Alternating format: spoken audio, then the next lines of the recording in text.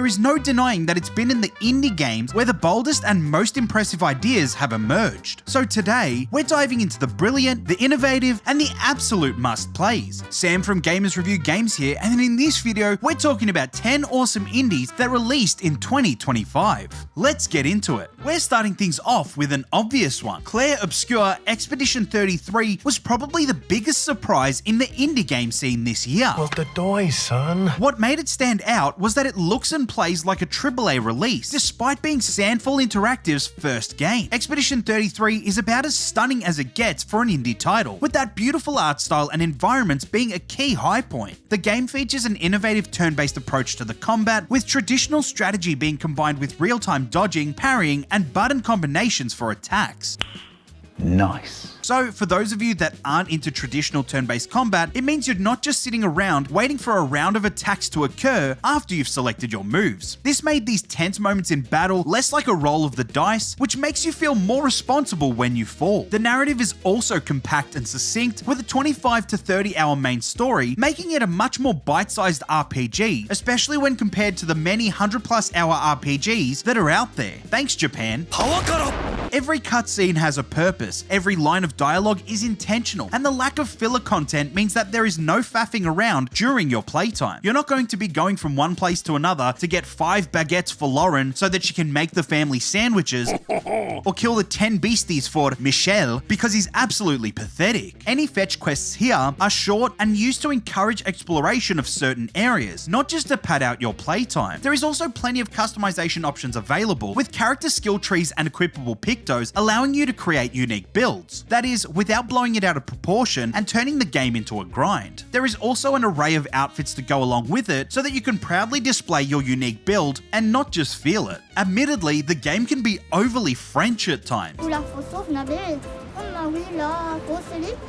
It is the most French thing that has ever been Frenched. The devs have joked about the game's overt Frenchness, even giving main character Gustave an outfit called Baguette. And yes, it involves a mime. And if that wasn't enough, your mount is literally a large sack of wine. Need I say more? But if you can get past that, it is definitely worth pouring some hours into. Or, as they say in France, voulez-vous coucher avec moi ce soir? Wait, no, that's not right.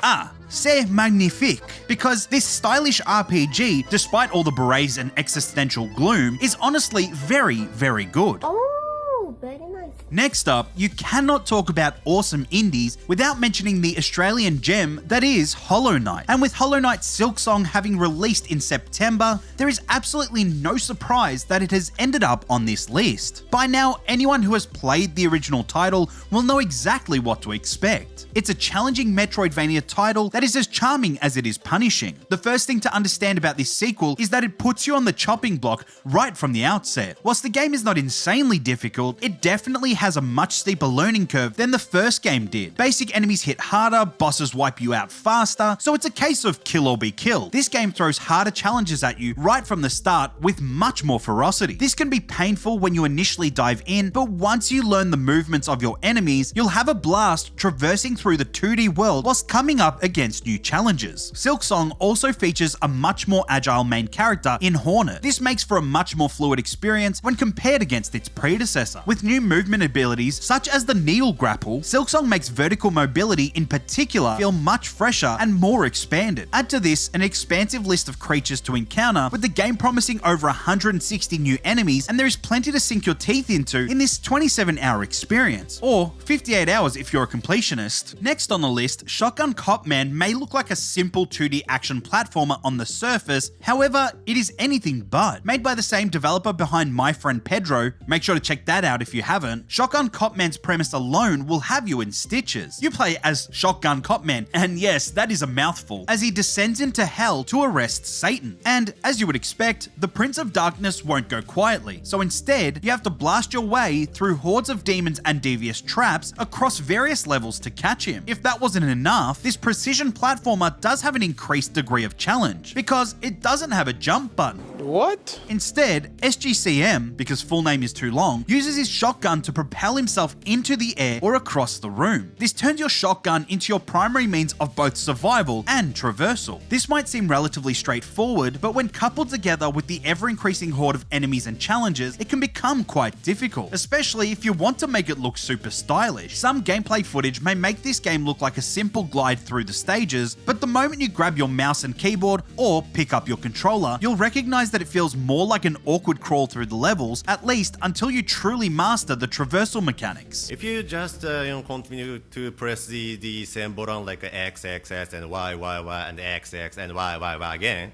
you'll be sucked. Just like my friend Pedro, SCGM isn't just about getting to the end of the game. It's about honing your skills and mastering each stage, in an attempt to cut down your time, even if by a few milliseconds. This is definitely one for the speedrunners out there, but even if you're not, I'd still suggest giving it a go. After all, there is a free demo available on Steam. Up next on our list is an opportunity to be a cop during a severe crime wave in the fictional Averno City. That is, in The Precinct. Taking inspiration from the 1980s New York crime scene, this police simulator plays in the style of the original GTA games, with its semi-bird's eye view of the player character and the city. During your adventure, you take on cases as simple as chasing down hooligans that have tagged walls or done minor property damage, to taking down gangs caught up in arms trafficking and bank heists. At first, it's easy to draw similarities between the Precinct and police simulator patrol officers. However, the Precinct sets itself apart by balancing the simulation elements with the action of an open-world crime game, but you know, upholding the law. I am the law! The game thrives off putting you in intense gang-based shootouts, with other petty crimes often elevating to dangerous standoffs, especially if the offenders have been triggered by world events or your actions. The procedurally generated crimes do have their limitations, but it does create a level of excitement, especially early on. Unfortunately, there is still a limit on the variety of crimes to attend, so don't be surprised if you go through similar situations a few times. The vehicle pursuits are also a heap of fun as you fly down the highways with criminals firing out the back of their cars. There is no denying that the Precinct does have some significant flaws. For one, the shift-based structure can occasionally be a little too tedious, with the previously mentioned repetitive procedural crimes that you'll be attending to again and again, as well as the inconsistent partner AI that seems like it came out of the mid-2000s. Some of the escalations can also be out of whack, with a cease and desist for minor property damage turning into a to-the-death shootout. Wild West, baby. Space version of the Wild West. These moments had me scratching my head, but hey, you shoot, you win, you move on. Despite these flaws, the overall experience is honestly just a really good time. Calling out perps and chasing down thugs is a lot of fun, which helps you power through those occasional tedious moments. Whether you're in it for the dramatic action or just to pull over the elderly for speeding, there is something for everyone to enjoy here. Chaser! Before we get into the next entry, I want to give a quick shout out to Fanatical. They're a fantastic place to get a whole new stack of games without breaking your bank. They specialize in amazing game bundles at seriously low prices, proving that there really is something for everyone to enjoy. Good job! By using my affiliate link down in the description, you get a great deal and help support the channel at the same time. Okay, so hear me out. A lot of the games we've talked about so far take you on an adventure that is often an action-packed wild ride. However, with this entry, that is Spray Paint Simulator, it aims to bring back that same zen feeling as PowerWash Simulator. You won't be worried about fighting enemies or conquering worlds. Instead, you'll be standing there, spray gun in hand, redecorating cars, houses, and even museums. What makes Spray Paint Simulator such a worthwhile experience is purely because of how relaxing it is, spraying down walls with your own custom color palette and taste. It's called chillaxing.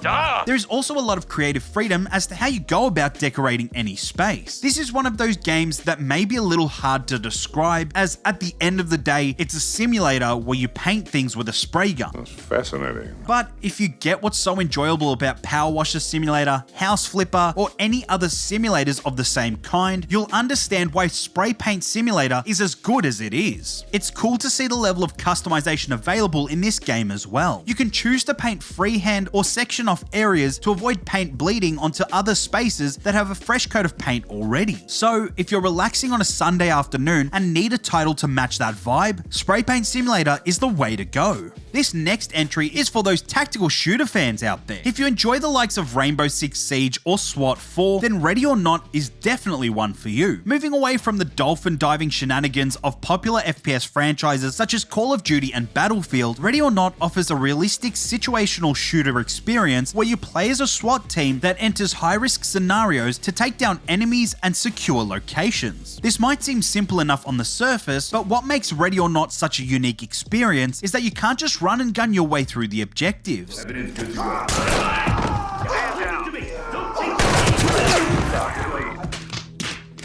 You must take your time to plan and to stake out a location, to know where your enemies are lurking and take them all down. Of course, non-lethally if possible. This raid is strictly non-lethal. What really creates the challenge is the unexpected nature of the enemy AI. This isn't your typical FPS. Enemies won't stand up and face you head on. They will lay traps, hide, and try to take you out from unexpected places. Each mistake can potentially be fatal, so taking things slow will often be a lifesaver.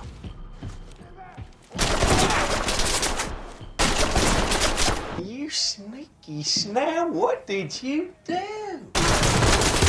Beyond this, Ready or Not offers a variety of locations and missions, with each place being filled with plenty of hidden details to discover, some even connecting multiple locations. This is primarily a multiplayer experience though, so if you decide to pick this up to play solo, you may find it a little lacking. The Commander mode, being the solo experience, is a little bare bones when compared to its co-op counterpart. The partner AI, whilst improved over time, still struggles with complex commands and paths, leading the AI teammates to occasionally breach at wrong moments or take wrong directions, which can lead to annoying failures. But Ready or Not has a very satisfying gameplay loop. You just have to get a couple buddies together to get the most out of the experience. Next up on our list, Robots at Midnight flew under the radar for many gamers. It's what you get when you take the main character from Kena, Bridge of Spirits, and have her stumble into a mechanical apocalypse where humans are scarce. And of course, lump on a simplified Dark Souls combat system for good measure. Now, at first glance, this might seem like baby's first Dark Souls, and whilst there is no denying that the level of challenge here is much lower than your typical Soulsborne adventure, that is not necessarily a bad thing. It serves as an introduction to the genre for those players that want to dip their toe in without the aggressive die try again loop of the FromSoft titles. And yes, you will still have a bit of a death loop, but the game is forgiving and doesn't punish you severely for making mistakes.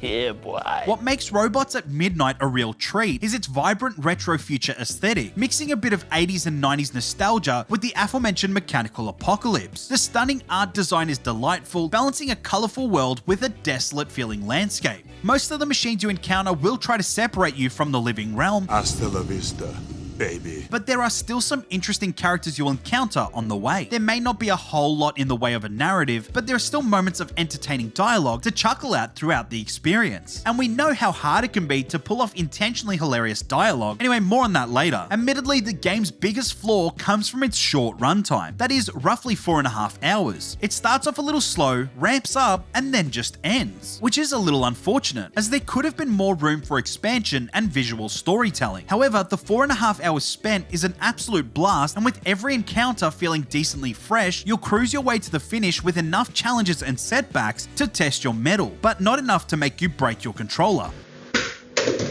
Now, seeing as I mentioned the first game in the series when talking about Spray Paint Simulator, it makes sense that PowerWash Simulator 2 would be included. Like Spray Paint Simulator, PowerWash Simulator 2 finds itself on this list due to its zen-like gameplay loop that is both super relaxing and very addictive. So I suggest you just relax and enjoy the ride. Going around and pressure washing dirt and grime off vehicles, playgrounds, houses, and basically anything else that needs cleaning is very satisfying. You know exactly what I mean when I say that watching each particle of dirt evaporate before your eyes as you pull the trigger is something you can't help but enjoy seeing over and over again. The sequel has added some much needed enhancements, like new tools to help you get into those higher and tighter areas with ease, a better soap dispensing system, and most importantly, a new customizable home base. You can enjoy your cleaning entertaining journey with up to 4 players online, with campaign progression and rewards being shared equally rather than just benefiting the host like in the first game. You can even sit down with a buddy and clean to your heart's content with local 2-player split screen as well. There is much more variety in level designs and equipment this time round, meaning that there is a lot more to experiment with as you spray your way through the main campaign and beyond. Honestly, this is just a good chill experience which will make you walk away feeling content. Our penultimate entry, which has often been compared to Oblivion and Skyrim, is none other than Tainted Grail Fall of Avalon. This dark RPG was a welcome surprise when it released back in May. That is, despite being in early access since 2023. Bringing the legend of King Arthur into a different, twisted narrative was very fascinating. Besides that, being able to bludgeon your enemies to death and then strip them of all their worth, Skyrim style, is very entertaining. The combat system is very reminiscent of the Elder Scrolls RPG. You know, the first-person melee mixed with bows and spells. However, the classless system that Tainted Grail offers allows you to mix things up at will without significant penalties. And you're not bound to a specific build either. This was a great change-up as it avoids the class-based limitations that we've become all too familiar with. The combat is also decently challenging. From the offset, as you go off exploring through the open world, you'll come across many enemies that aren't as easy to take down as they seem, and overcoming them is so fulfilling. This ain't your mum's mindless button masher. Adding to this, a map that is comfortable to explore without being too big makes for an open world experience that you could beat in around 25 hours, or 60 hours if you're going for 100% completion. The distinct environments and dark atmosphere are significant points of intrigue. You'll be traveling through the environment and come across some creepy town, or yes, even a literal pool of blood, and you'll have no choice but to be curious and find out its origin. There is no denying that there are still some technical issues present, and the graphics aren't anything to write home about. But overall, the game still runs decently smoothly, especially on PC. Given the small size of the dev team, it is impressive to see the level of polish for the official release. This is an indie gem worth diving into. Before we get into number 1, here are a few honourable mentions.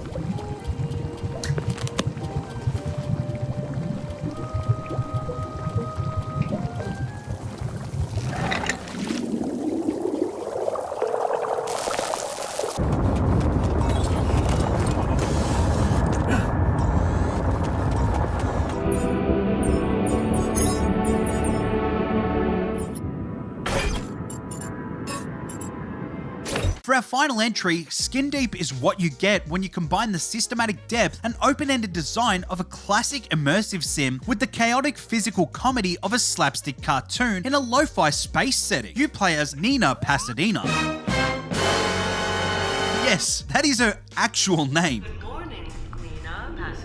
A cryogenically frozen secret operative that gets thawed out on spaceships when pirates attack. That's somewhat of a safety procedure, if I'd say so myself. Your job is to eliminate any of the threats on board and rescue your feline overlords, all while sneaking around barefoot. Yes, the devs made explicit mention of this. This game is as ridiculous as it sounds, but in a good way. I mean, no disrespect. The game is a fun, comedy-first FPS where stealth is prioritized and dealing with your enemies is more like a puzzle-solving adventure rather than an action-heavy firefight. The focus is on clever thinking and environmental experimentation as a way of dealing with present threats rather than facing your enemy head-on. So being silent is vital, but there is more to staying hidden than just crouching and moving slowly. Nina has a tendency to sneeze a lot.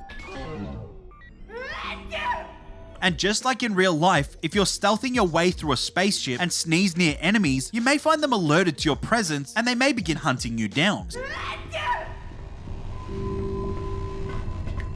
We're in the home of the enemy, Catling! So yeah, try not to sneeze or step on anything sharp, because after all, you are running around without shoes. What makes this indie gem one that you won't want to skip over is the outrageously silly ways that you can complete your mission. You'll be able to dispatch your enemies by flushing their heads down toilets, casually launching yourself into outer space, after all, you have a third lung, and stun threats with everyday items like banana peels and pepper. Take it outside, lady. It honestly feels like playing through a 90s cartoon at times, with just how over the top things can get. And I love it all the more for that. Even the dialogue is just filled to the brim with jokes and gags. Let me out of here. Meow meow. I mean, each conversation made me crack up laughing and perfectly fit the tone of the game. It's surprising to see how many games struggle to get the dialogue right in moments like these and fail so spectacularly that it becomes its own version of comedy gold. To see gaming dialogue at its absolute worst, click the video on screen now.